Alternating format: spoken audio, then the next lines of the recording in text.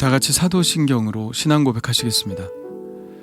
전능하사 천지를 만드신 하나님 아버지를 내가 믿사오며 그 외아들 우리 주 예수 그리스도를 믿사오니 이는 성령으로 잉태하사 동정녀 마리아에게 나시고 본디오 빌라도에게 고난을 받으사 십자가에 못 박혀 죽으시고 장사한 지 사흘 만에 죽은 자 가운데서 다시 살아나시며 하늘에 오르사 전능하신 하나님 우편에 앉아 계시다가 저리로서 산자와 죽은 자를 심판하러 오시리라. 성령을 믿사오며 거룩한 공회와 성도가 서로 교통하는 것과 죄를 사하여 주시는 것과 몸이 다시 사는 것과 영원히 사는 것을 믿사옵나이다. 아멘.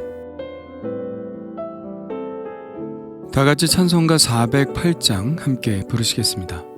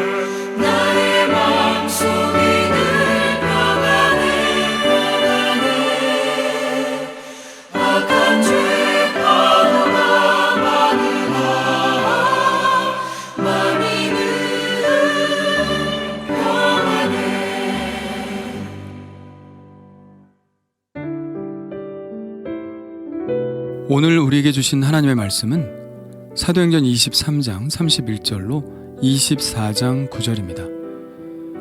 한 목소리로 읽겠습니다. 보병이 명을 받은 대로 밤에 바울을 데리고 안디바드리에 이르러 이튿날 기병으로 바울을 호송하게 하고 영내로 돌아가니라.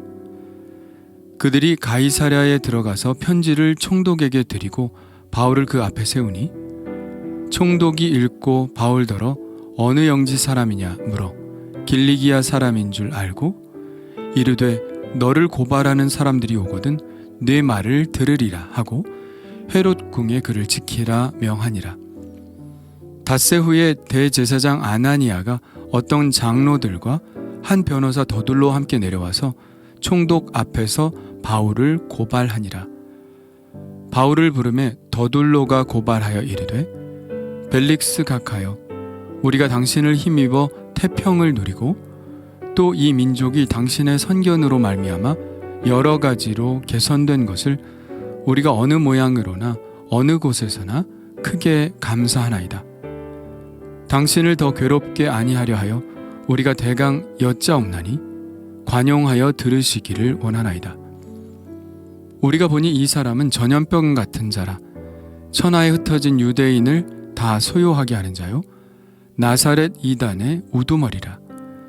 그가 또 성전을 더럽게 하려 함으로 우리가 잡았사오니 당신이 친히 그를 신문하시면 우리가 고발하는 이 모든 일을 아실 수 있나이다 하니 유대인들도 이에 참가하여 이 말이 옳다 주장하니라. 아멘.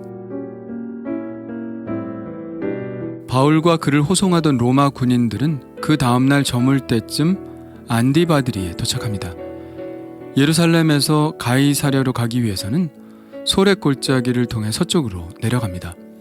이 길로 내려가면 엠마오 또 베세메스를 지나고 또 루따도 만나게 되죠.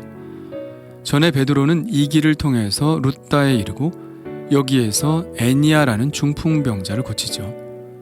베드로는 루따에서 서쪽으로 가서 요빠에 이르렀지만 지금 바울을 호송하는 사람들은 루따에서 북쪽으로 올라가 안디바드리에 도착합니다. 안디바드리는 구약 성경에 나오는 아벡이죠. 바로 이 아벡에서 이스라엘군은 하나님의 언약궤를 빼앗깁니다. 안디바드리에서 하룻밤을 자고 보병들은 다시 예루살렘으로 돌아가고 기병들만 남아 바울을 호송합니다. 가이사랴 총독의 관저에 도착한 백부장은 천부장 루시아가 보낸 편지를 총독에게 보여주죠. 총독은 편지를 읽은 후에 바울이 로마인이라는 사실에 흥미를 느끼고 어느 영지 사람이냐고 묻습니다. 바울은 길리기아 사람이라고 대답하죠. 총독은 다른 말이 없이 고발하는 사람들이 오면 그때 시시비비를 가리자고 하며 헤롯 궁에 있는 감옥에 가두어둡니다. 지금도 가이사랴에 가면 어마어마하게 큰 헤롯 궁터를 볼 수 있는데요. 야외 공연장도 있고 원형 경기장도 있습니다. 배너라는 영화도 바로 이 원형 경기장에서 촬영되었죠. 바닷가 바로 옆에 위치해 있기 때문에 이곳에 있으면 파도 소리가 아주 잘 들립니다. 바울은 헤롯 궁의 감옥에 갇혀 이 파도 소리를 들었겠죠.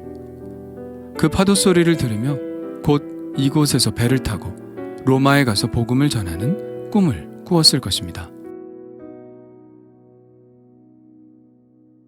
바울이 가이사랴에 도착한 지 닷새 만에 대제사장 아나니아가 어떤 장로들과 변호사 더둘로와 함께 내려와서 총독 앞에서 정식으로 바울을 고발합니다. 총독은 바울을 불러서 고발의 내용을 듣게 하죠. 변호사 더둘로는 우선 유창한 미사역으로 벨릭스 총독에게 찬사를 보냅니다. 그런데 사실 이것은 형식적인 찬사에 불과하죠. 실제로 벨릭스라는 인물은 그렇게 훌륭한 인물은 아닙니다. 역사가 요세푸스의 기록에 의하면 벨릭스는 자신의 비위에 거슬리는 사람을 제거하기 위해 암살자까지 동원할 정도로 잔인한 인물이었으며 또한 총독의 지위를 이용하여 뇌물과 여자를 탐했던 탐욕스러운 인물이었습니다. 역사가 타키투스는 벨릭스가 노예의 마음을 가지고 왕의 권세를 휘둘렀던 인물이라고 평가했습니다. 실제로 그는 노예 출신으로 자유민의 신분을 얻어 유대 총독까지 이른 인물이었죠. 결국 그는 유대인들에게 잔혹하게 대하여 진정서가 로마 황제에게 전달되는 바람에 로마로 소환되었습니다. 형식적인 찬사를 마친 변호사 더둘로는 구체적인 혐의 내용을 이렇게 설명합니다. 첫 번째 혐의 내용은 이것입니다. 우리가 보니 이 사람은 전염병 같은 자라 천하에 흩어진 유대인을 다 소유하게 하는 자요. 바울은 유대인들을 선동하여 국가 권력에 맞서 봉기를 일으키게 한다는 혐의죠. 두 번째는 그가 나사렛 이단의 우두머리라는 것입니다. 나사렛 이단은 예수님을 말하죠. 예수가 일으킨 종파의 우두머리라는 것입니다. 나사렛 예수님이 어떤 혐의로 십자가형을 받았나요? 로마에 반역한 이유에서였죠. 예수가 그렇듯이 이 바울이라는 사람도 똑같은 위험 인물이라는 것입니다. 세 번째 혐의는 그가 또 성전을 더럽게 하려 한다는 것입니다. 이것도 총독으로 볼 때는 달갑지 않은 일이었죠. 로마인들은 스스로 성전 보호 세력으로 이해했기 때문에 이것도 하나의 범법 행위가 될 수 있었습니다. 변호사 더둘로는 로마 총독의 통치에 위협이 되는 세력으로 바울을 규정해서 총독의 조치를 유도하려 한 것이죠. 그런데 오늘 본문에는 6절 끝에 6하반 8상반 없음이라고 쓰여 있습니다. 이것은 무엇을 의미할까요? 알다시피 성경은 본래 장절수가 없습니다. 우리가 보통 어떤 글을 쓸 때 번호 표시를 하고 쓰는 경우는 거의 없죠. 성경도 마찬가지입니다. 복음서도 서신서도 처음에는 원래 장절을 나누는 표시가 없었습니다. 1553년에 인쇄업자 스테파누스가 장과 절을 구분하여 출판했죠. 그런데 성경에 대한 고고학적 발견이 계속되면서 학자들은 수많은 사본들을 비교 연구하며 어떤 것이 가장 원본에 가까운 성경일까를 연구하였습니다. 그 결과 어떤 구절들은 나중에 추가적으로 삽입된 구절들이라는 것이 밝혀진 것들이 있었죠. 그래서 그런 구절들을 빼서 가장 원문에 가까운 성경을 출판하게 되었는데요. 그래서 오늘 본문에도 6절 하반절에서 8절 상반절이 빠진 것입니다. 만일 이렇게 없음 처리를 하지 않으면 모든 절들의 번호를 다 다시 매겨야 하기 때문에 그냥 없음 처리를 한 것이죠. 그렇다면 사라진 구절들은 무엇일까요? 6절부터 8절까지 사라진 구절들을 붙여서 읽어보면 이렇습니다. 그가 또 성전을 더럽게 하려 함으로 우리가 잡았사오니, 자, 이제 추가된 부분입니다. 그래서 우리의 율법대로 재판하려고 했으나 천부장 루시아가 와서 그를 우리 손에서 강제로 빼앗아 갔나이다. 그리고는 그를 고발하는 사람들에게 가깝게 가라고 명하였나이다. 여기까지 추가된 부분이고 8절이 이어집니다. 당신이 친히 그를 신문하시면 이렇게 되죠. 본래 원문에 이 부분을 삽입해 놓은 사람이 있었던 것 같습니다. 그 사람은 나름대로 내용을 더 자세히 보충하려고 그랬겠지만 성경은 1.1획이라도 변경할 수 없다는 원칙에 위배된 행동이었죠. 그래서 성경학자들은 그런 추가된 부분을 배제하고 원문에 가장 가까운 성경을 찾으려고 지금도 노력하는 것입니다. 그런 학자들의 노력에 찬사를 보냅니다. 더둘로가 고발한 것 중에 바울을 전염병 같은 자라라고 한 것이 매우 인상적입니다. 더둘로는 악의적으로 한 말이겠지만 복음을 전하는 사람의 입장에서 볼 때 이 말과 같은 찬사가 없죠. 이것은 바울의 영향력을 표현하는 말이죠. 그가 가는 곳마다 사람들이 변하는 역사가 일어난다는 것입니다. 바울이 가는 곳마다 새 생명을 얻고 하나님의 자녀로 새롭게 사는 역사가 일어난다는 것이죠. 그가 전하는 복음은 이처럼 강한 전염력을 가지고 있었습니다. 지금 코로나19가 매우 심각한데요. 코로나19처럼 복음이 이렇게 전파된다면 그것보다 더 좋은 게 없겠죠. 바로 이러한 전염력이 부흥이죠. 불길같이 퍼져나가는 부흥. 예수님이 하신 말씀과 같습니다. 천국은 마치 여자가 가루 서말 속에 갖다 넣어 전부 부풀게 한 누룩과 같으니라. 이런 전염력이 지금 우리가 전하는 복음 안에도 있기를 간절히 소망해 봅니다. 주님 감사합니다. 성령께서 바울에게 역사하신 그 일이 얼마나 유대인들을 당황케 하는 일이었는지를 보게 됩니다.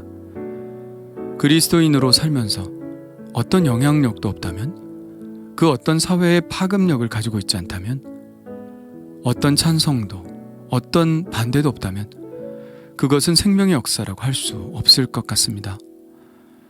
지금 우리가 전하는 이 복음에 성령의 기름 부으심이 있어 이 복음이 바울이 전했던 때와 같이 강한 파급력을 가지게 하시고, 생명의 그 크신 역사가 마치 전염병이 번지듯이 죽어가는 영혼들에게 번지게 하여 주시사 생명을 얻어 주님을 찬양하게 하여 주옵소서. 예수님의 이름으로 기도합니다. 아멘. 다 같이 주님 가르쳐 주신 기도 하겠습니다. 하늘에 계신 우리 아버지여, 이름이 거룩히 여김을 받으시오며 나라가 임하시오며 뜻이 하늘에서 이루어진 것 같이 땅에서도 이루어지이다. 오늘 우리에게 일용할 양식을 주시옵고, 우리가 우리에게 죄 지은 자를 사하여 준 것 같이 우리 죄를 사하여 주시옵고, 우리를 시험에 들게 하지 마시옵고 다만 악에서 구하시옵소서. 나라와 권세 영광이 아버지께 영원히 있사옵나이다. 아멘. 우리 이제 각자 하나님께 기도하는 시간을 갖겠습니다.